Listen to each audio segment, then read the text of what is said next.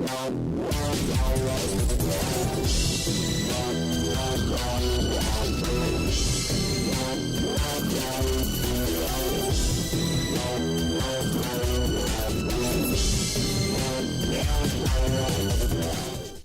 everyone. Welcome once again to the Road to Freedom podcast. I'm Patrick. And I'm Matt. And last time we went over numbers 1 and 2, I believe, of 6 reasons libertarians should reject the non-aggression principle article by Matt Zwolinski on libertarianism.org. Of course, you can find that in the show notes as you could last time. And we think we did a pretty decent job of that the non-aggression principle doesn't prohibit all types of pollution, or just exactly what his argument was. His second argument was it prohibits small harms for large benefits, which seems to miss the point of the non-aggression principle as well. And so we're on to number 3, all or nothing attitude towards risk. He says, the NAP clearly implies that it's wrong for me to shoot you in the head. I think we can all agree on that. Yep. But to borrow an example from David Friedman, what if I merely run the risk of shooting you by putting one bullet in a 6-shot revolver, spinning the cylinder, aiming it at your head, and squeezing the trigger? What if it's not 1 bullet but 5? Of course, everything we do imposes some risk of harm on innocent persons. We run this risk when we drive on the highway. What if we suffer a heart attack or become distracted? Or when we fly airplanes over populated areas? Most of us think that some of these risks are justifiable while others are not, and that the difference between them has something to do with the size and likelihood of the risked harm, the importance of the risk activity, and the availability and costs of lesser activities. But considerations like this carry zero weight in the NAP's absolute prohibition on aggression. That principle seems compatible with only 2 possible rules. Either all risks are permissible because they are not really aggressions until they actually result in harm, or none are because they are. And neither of these seem sensible. First of all, pointing any type of gun at somebody is an act of aggression. Even unloaded. And it's illegal. It's brandishing. Driving a car at somebody, the person doesn't have to wait for you to hit them to take action against you.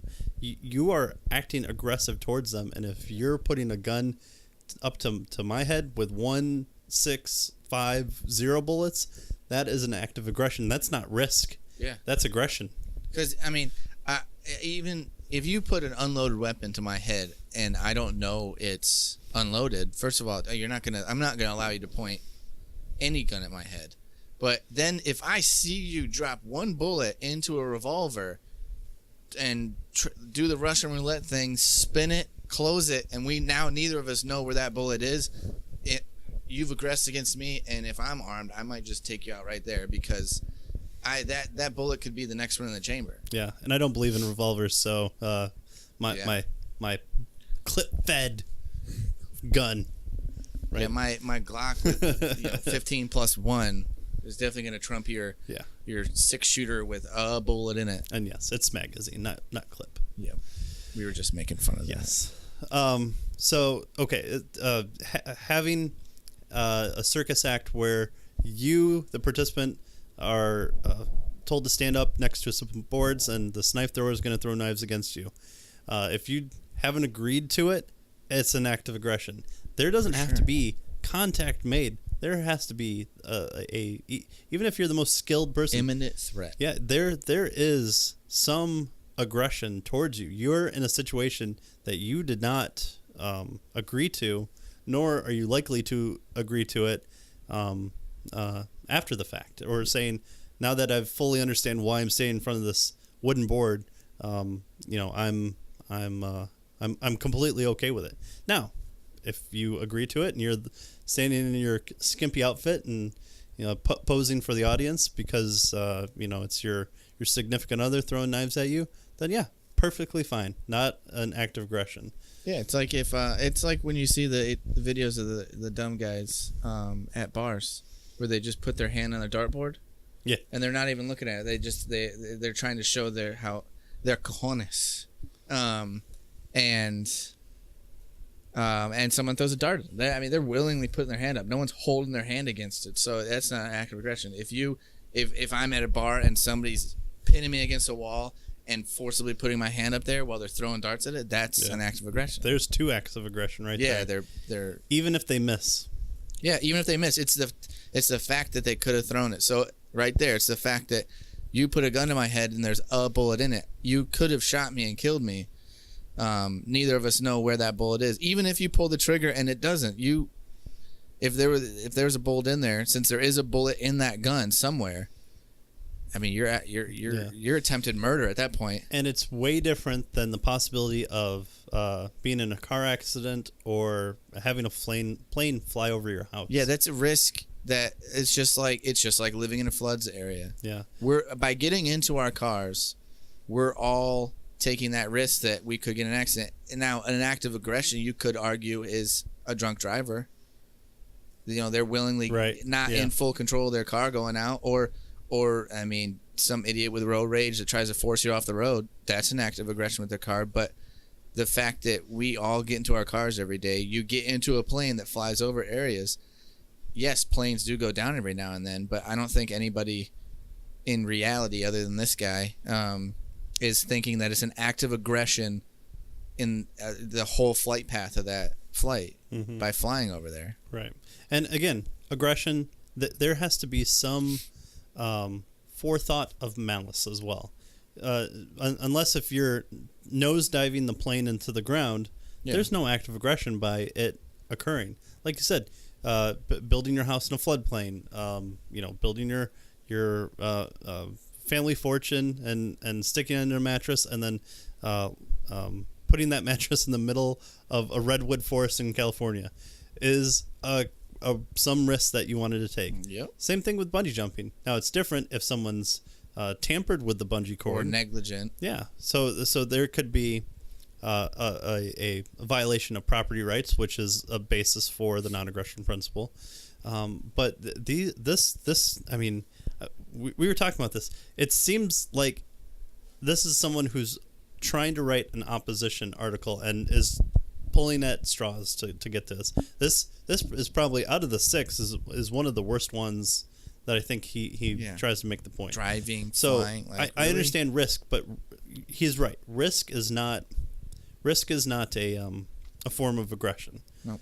But putting a loaded gun to somebody's head, whether or not let's say it's fully loaded and has a faulty trigger 60% of the time, it's still an act of aggression unless you've agreed upon it. I mean, shoot, even if the other person doesn't, the other party getting a gun pointed at him doesn't know, even if you put, a gun full of blanks up to somebody's head, you're going to get shot. Yeah. That's a fully agreed upon act of aggression by people. Yeah. So I know. I like how he starts off with a legit weapon getting pointed at you with bullets in it, and then even makes the dive of,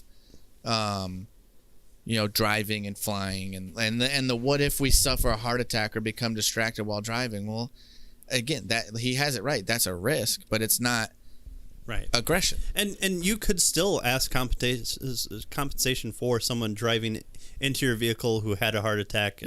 And insurance takes care of that. I'm not gonna if I get into an accident, or if a guy has a heart attack and he hits me, and I get an injury from it, then his insurance should cover it. But also, I'm not going to look at it as, oh man, that guy had an act of aggression against me. You're he not had a flipping heart attack. Pull him out of the car and start punching him. I'm going to punch him in the face while he's having a heart attack because his heart decided to aggress upon me by knowing where he was and steering the car. Like, no, this guy's just grasping at straws. This is almost a butterfly effect type deal by saying any action that you do is a risk, and risk is either fully allowable or not fully allowable. Yeah, like if I'm walking down a dirt road and it's not aggression, and I kick a rock, am I aggressing upon the road because eventually that rock is where I kicked is going to become a pothole 8-10 years down the road, and and then someone gets in an accident and then veers off the road and accidentally hits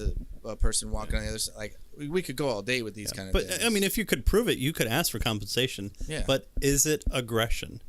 No. Like, no, I was bored walking down the street and I kicked a rock. Yeah. There's no aggression. I kicked a rock out of the street. Yeah. I don't know. That was a crazy thing I just went off on there, but it's not even as crazy as this guy is so far. We'll still still be open-minded about it.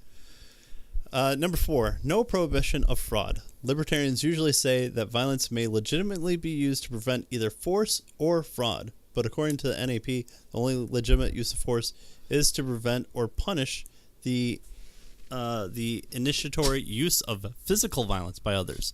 And let me pause here and just say that that might be your caveat that you're adding, but I don't think other people would add. Physical violence is what we kind of ramp up to, but it could also be fraud, which is why we say it's to prevent either force or fraud. But I digress and go on. And fraud is not physical violence. True. If I tell you that the painting you want to buy is a genuine Renoir, and it's not, I have not physically aggressed against you.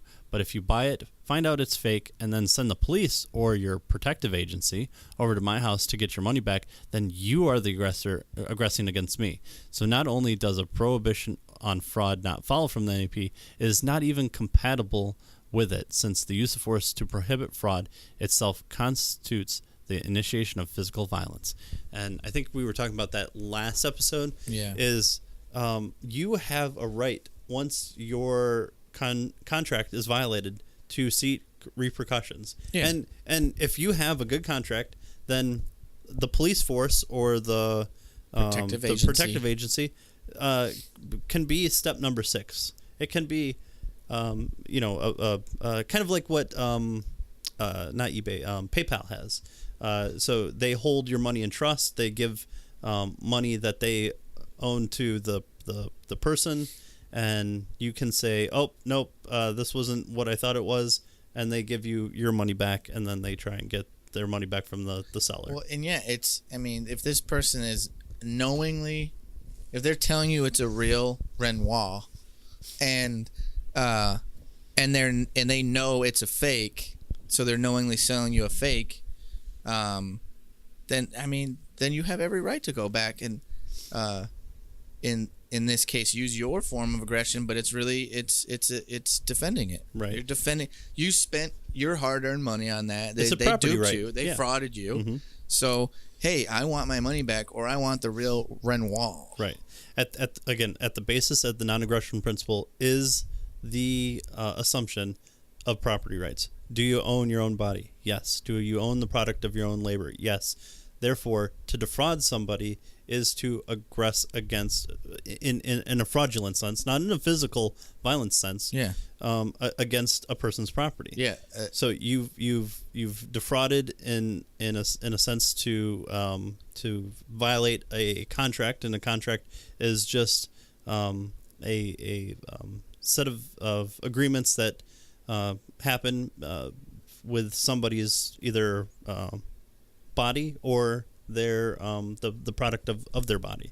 So when you enter into a contract with your employer, I agree to give you 8 hours of my labor for this type of labor, and you agree to pay me this amount. When that doesn't happen, you're not aggressing upon the person by suing them, and you're not aggressing upon them by having a collection agency put a lien on their business or what have you. Yeah. There's no act of aggression there. Again, is it legitimate or is it illegitimate? Non-aggression principle says, what is the proper use of violence? And is it a legitimate use of violence, like protection, or is it an illegitimate use of violence, like, I want this, give me, give me, give me? Yeah. So I want this, give me, give me, give me is true if it is mine, or I wanted this product and I didn't end up with that product that we agreed upon exchange. You told me you'd give me a Renoir, and it ended up being a Ren-Not. Yeah.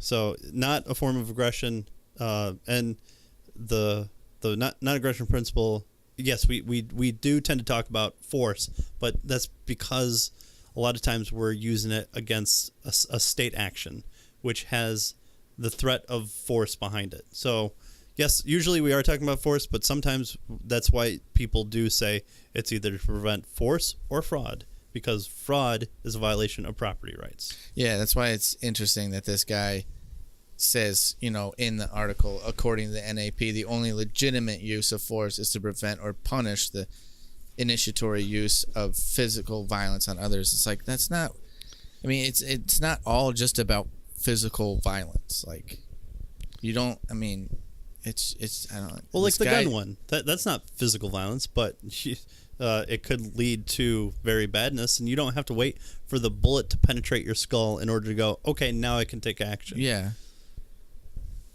It's just, this guy, I don't think, did much but research on the NAP. He's a philosopher. All philosophers are smart and correct and true. Yeah, okay. Number 5, parasitic on the theory of property. Even if the NAP is correct, it cannot serve as a fundamental principle of libertarian ethics. Why? Because its meaning and normative force are entirely parasitic on the underlying theory of property. Suppose A is walking across an empty field when B jumps out of the bushes and clubs A on the head. It certainly looks like B is aggressing against A in this case, but on the libertarian view, whether this is so depends entirely on the relevant property rights, specifically who owns the field. If it's B's field and A was crossing it without B's consent, then A was the one who was actually aggressing against B. Thus, aggression on the libertarian view doesn't really mean physical violence at all. It means violation of property rights. But if that's true, then the NAP focus on aggression and violence is at best superfluous and at worst misleading. It is the enforcement of property rights, not the prohibition of aggression, that is fundamental to libertarianism. And again, he's getting this wrong. Yeah. It's not an either or. It's an if and. And the NAP is not a prohibition of aggression. That's what I was saying earlier. Like this guy sounded like, this whole article, he sounds like he thinks libertarians aren't allowed to use any aggression at all if they believe the NAP. And it's like, there's no prohibition of aggression. Like I said before, we're allowed to use it. If you've aggressed upon me, I can use whatever means of aggression, or fair means of aggression, back on you. Like you said earlier, like if I just bump into you in the hallway, that wasn't really aggression. I can't haul off and punch you in the face. But if somebody punches me in the face, I have the right to then, go back on them and use the same, if not more, use of force. Right, to stop them from aggressing upon you again. Yeah. So, right. And it's like you said, it's an either or. It's ridiculous that it's just, hey, it's B's field. He's hiding in a bush because he sees A walk across his property, and his go-to is to club him over the head. How about first you say, hey, what are you doing on my property? Yeah. Whatever happened to that? Like, why did we would say this is a form of aggression? Yeah. Because the proportionality of it doesn't seem, at least in the information provided, doesn't seem to be proportionate to the action taken. Yeah. So if it'd be one thing to say, I told him not to come on. If he did come on, I was going to club him over the head. He came on to my property and said he was going to steal my cattle. That's when I aggressed upon him. Yeah. And is he a repeat offender? There's a legitimate use of force. There's a lot of questions that can be had in this one. However, you can't just club somebody over the head because they're walking through your field. First of all, do they know it's yours? Yeah. And do they know that they're not supposed to be there? There are mitigating factors to it. It's this situation isn't clear cut enough to say this is a legitimate use or not legitimate use of force. Yeah. So if we think about the police, there might be, especially in Ohio, you have a legal right to shoot and kill police officers if they are illegally carrying out your kidnapping and doing it incorrectly. However, there may be situations, and definitely are, where a police officer is walking up to your door to knock on your door to ask you a question. And so, is he trespassing? Well, no, because you haven't asked them to leave, even if there are no trespassing signs. Well, no, unless if you legitimately don't want people coming up to your door and knocking, you shouldn't have a walkway or anything like that, or that it should be made abundantly clear that that's not what you want. So this type of parasitic on the theory of property, it's not an either or. It's a both and. Yeah. The NAP covers aggression. Yeah. And property rights. Right. So is it a fundamental principle? It's a fundamental principle in that it exists at the same time with property rights, because that's where it's derived from. And then where does body autonomy come from? Well, then you either have the natural law that just says by the kind of the objective view, by the byproduct of you being a rational being, that you own yourself and the product of your labor, or you kind of have the divine right theory that we're all made in the image of God, and so we're imbued with certain rights and I don't know what I'm trying to say. Definitely rights or I don't have another good word for it, but rights will suffice in this, where you have an agreed upon, not even agreed upon, a inalienable is the best word I can pull out of it, design that says that you own your own body and the products of your labor. And number six, I almost can't believe this one's here, because it literally says, what about the children? Right there, though, is he insinuating that the NAP forgets all about children? Yeah. Yep. So you can do whatever you want to your child. You can kill them if you want to, because it's your property. Let's no, see that's where not this what he one says. goes. It's one thing to say that aggression against others is wrong. It's quite another to say that it's the only thing that's wrong, or the only wrong that is properly subject to prevention or rejection by force. But taken to its consistent extreme, as Murray Rothbard took it, the NAP implies that there's nothing wrong with allowing your 3-year-old son to starve to death, so long as you do not forcibly prevent him from obtaining food on his own. Or at the least, it implies that it would be wrong for others to say, trespass on your property in order to give the child you're deliberately starving a piece of bread. This, I think, is fairly devastating reductio of the view that positive duties may never be coercively enforced. That it was Rothbard himself who presented the reductio without apparently realizing the absurdity to which he had walked rather boggles the mind. You know what? It's true. This guy totally changed my mind, Let's get rid of the NAP now. Because you want to starve your child? Yeah. I mean, hey, put food in front of him. He doesn't want to eat. Yeah. I'm clearly just going to sit there and not let him eat. I mean, I don't have kids, but, if my dog or my cats don't eat, I don't just, say, well, I mean, sometimes I say, okay, I guess you're not going to eat right now, but I make sure they eat eventually. I make sure they eat that day. Yeah. I'm not going to sit there and be like, oh, my dog just hasn't eaten in 2 weeks, so it's his fault he died. I put food down there. That's just it. Where did this guy get this?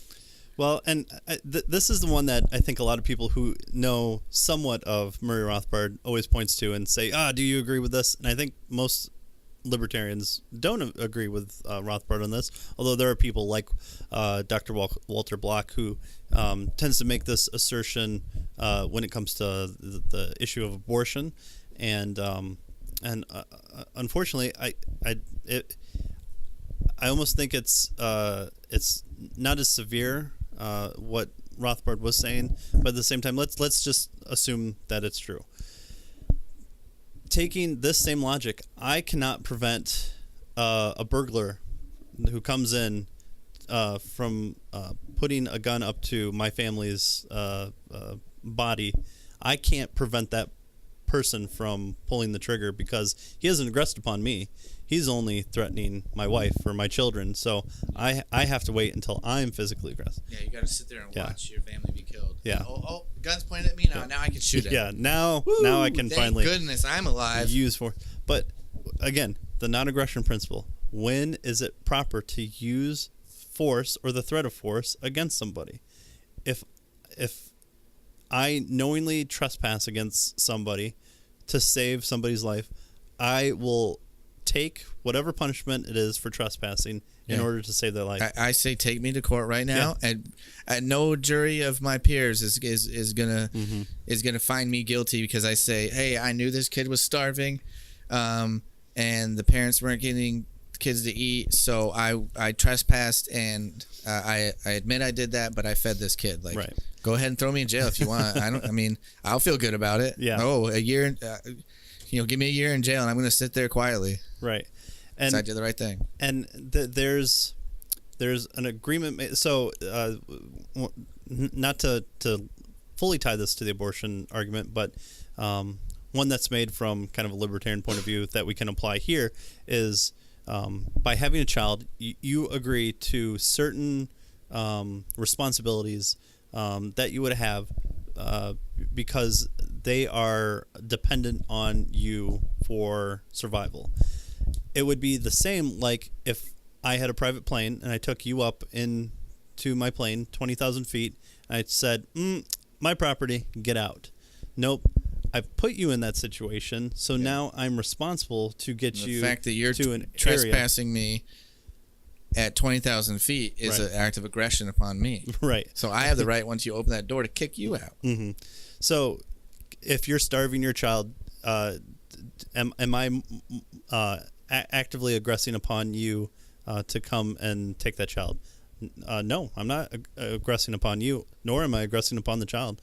I'm coming and taking that child from you because you've neglected your responsibility for a moral creature who has the same moral rights as you. And if I trespass, that's a lower form, and if you threaten me, I will gladly take any punishment, even if it's including harming you to save a child from starvation, because you're just refusing to if you're advocating your responsibility as a parent. And I think this is one of those things where we hear the horror stories of the Child Protective Services coming in and just there's garbage here, that they're looking for excuses to just come in and without warrant question your children, take them away, and they have court orders, and all they have to say is, with my experience, then I've concluded that there's a hostile environment here. But you can have private agencies that say, here's some objective standards where we can go in and clearly demonstrate to a court or similar type of court to show that parents of children have stopped their support, like trying to push them out of a plane. You're not aggressing upon the pilot to have a helicopter fly up next to it and try and stop the pilot from pushing somebody else out of it. If you're in a field and someone tells you that you have to get off their property, you have to allow that person time and ability to get off their property. Yeah. You can't just all of a sudden say, I told them to get away. Yeah, now I can break out the club. I can shoot them. Club them on the head. Yeah. No, you have to give them an opportunity to leave. So again, the legitimate use of force. Is it legitimate to go in and aggress upon someone to save somebody else? I will say yes, and I think whatever justice system is available to the libertarian at that point would not be the case. Just as similar as if you found a person who's drowning and knocked unconscious. By performing CPR on them, you're not getting their consent. They're unable to consent, but at the same time, you are morally able to aggress isn't even the right word because there's no aggression there, to violate their property, aka putting hands on them to save their life.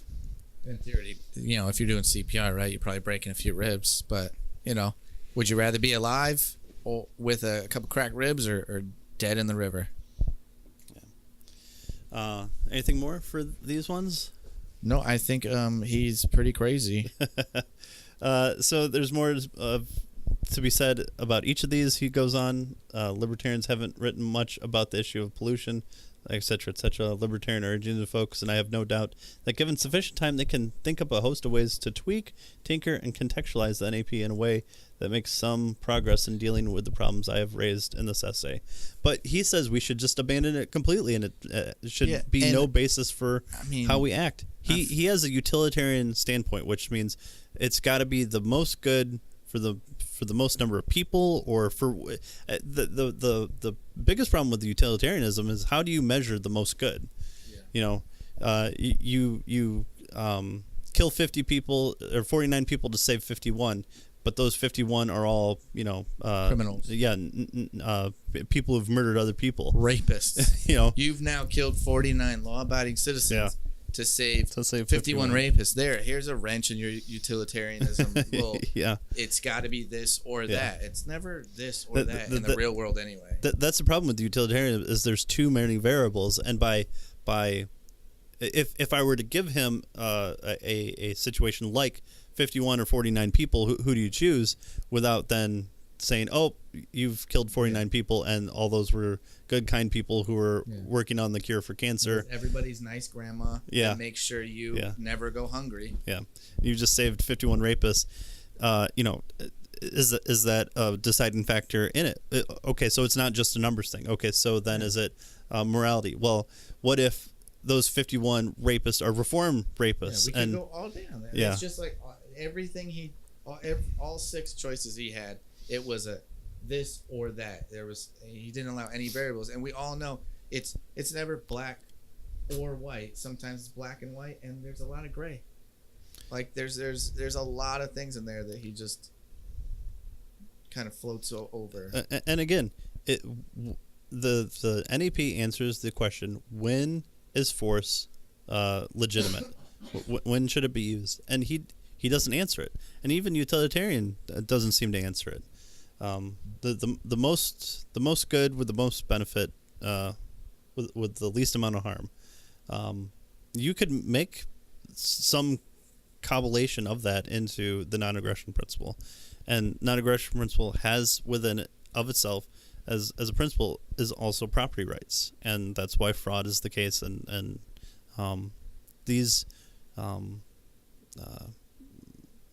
objections he has to the NAP doesn't seem quite muster us doing anything but tweaking and tinkering and contextualizing, which you think he'd want us to tweak when we need to be. Yeah. So I think that that probably goes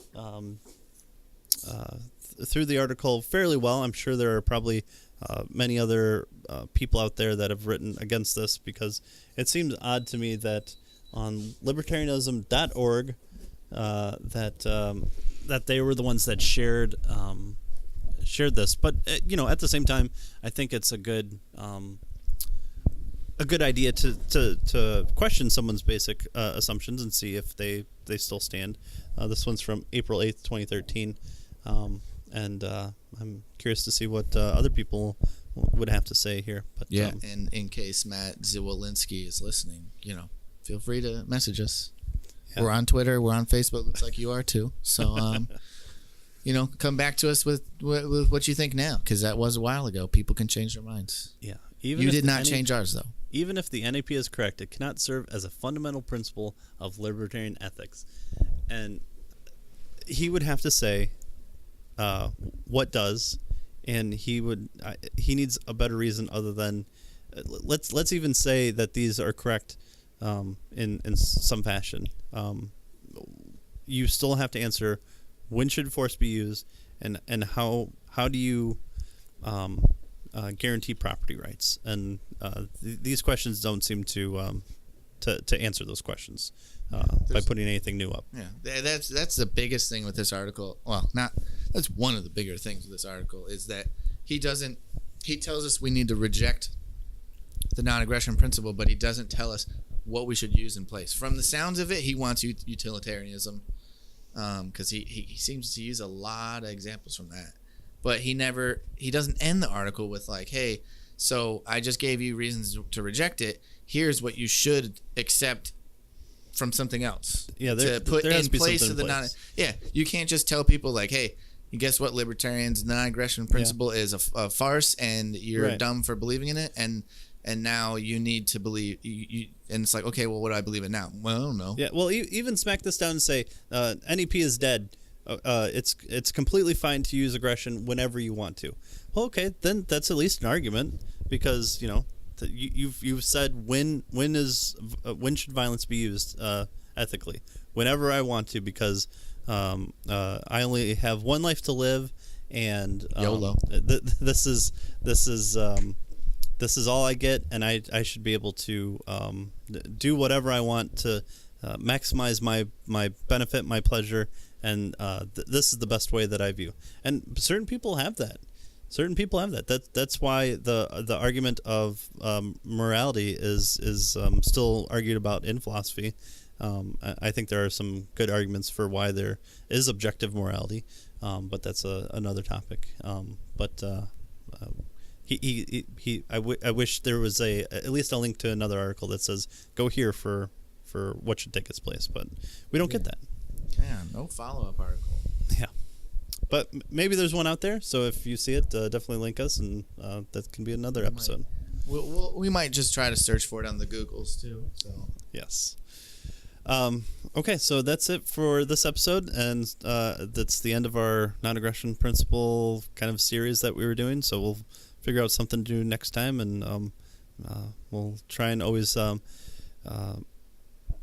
do what the purpose of this podcast was intended to do, was how to apply it from a local perspective. So I think having a non-aggression principle, again, makes you a good neighbor.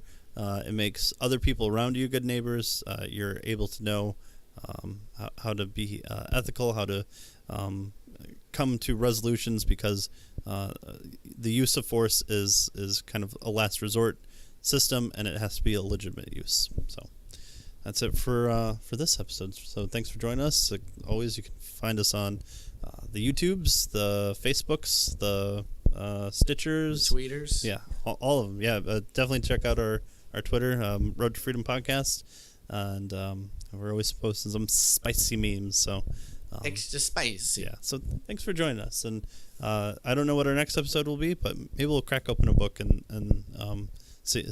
Maybe we'll put things on a dartboard and just throw darts at it. Yeah. Figure out what our next topic is that way, by chance. Or if there are people out there listening, you could always shoot us a message. Come on, the four of you, know you're dying to give us all of our fan out there. Yeah. You could always give us topics. We're always up for that. Yeah. All right, everyone. Thanks for joining us, and as always, live radically and live free, and legalize it.